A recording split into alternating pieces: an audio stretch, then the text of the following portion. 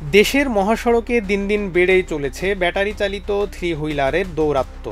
একদিকে উচ্চগতির ভারী যানবাহন, অন্যদিকে সরকারি অনুমোদনবিহীন এসব অটোরিকশার বেপরোয়া চলাচলে সড়কে একের পর এক ঘটছে নানা মর্মান্তিক দুর্ঘটনা। দেশের অন্য সব গুরুত্বপূর্ণ মহাসড়কের মতো একই চিত্র দেখা গেছে সাভারের আশুলিয়া কবিরপুর সড়কে। এ সড়কে নিয়মিত যানবাহন চালান এমন লাইসেন্সধারী চালকরা বলছেন, ন্যূনতম প্রশিক্ষণ ছাড়াই অটোরিকশা নিয়ে বড় রাস্তায় নেমে পড়ছেন গুটি কয়েক লোক। সড়কে চলাচলের গুরুত্বপূর্ণ নিয়ম ও সিগন্যাল জানা না থাকায় প্রায়ই তারা ছোট বড় দুর্ঘটনার কারণ হয়ে দাঁড়াচ্ছেন। তেমনি এক চালক বিস্তর অভিযোগ করে বলেন,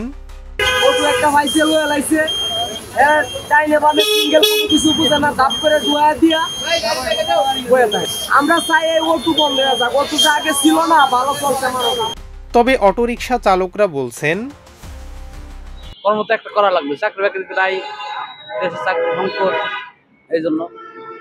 এছাড়াও দেশে পর্যাপ্ত কর্মসংস্থানের সংকটকে দুষছেন এসব থ্রি হুইলার চালকরা।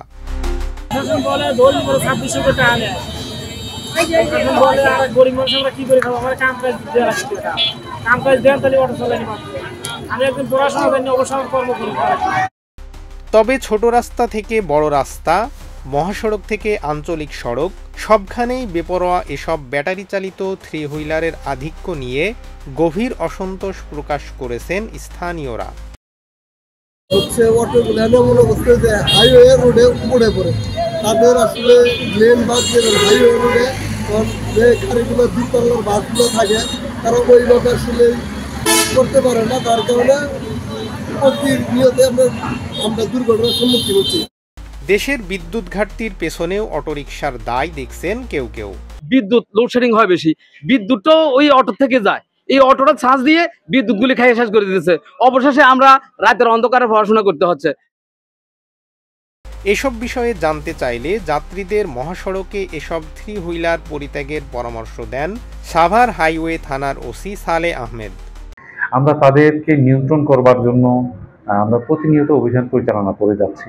তো আমরা অভিযান করছি ঠিক আছে, কিন্তু প্রতিদিন একদিকে করে যাচ্ছে, আরেকদিকে আবার হলো তাদের উৎপাদ বাড়ছে। আপনাদের মাধ্যমে আমরা একটা আবেদন করতে চাই এবং অনুরোধ বলতে পারেন যে করতে চাই যে হলো মহাসড়কে এই জনপদের সম্মানিত নাগরিকরা তারা যাতে হলো প্যাসেঞ্জার হিসেবে হলো এই অটোরিকশাতে হলো না ওঠে।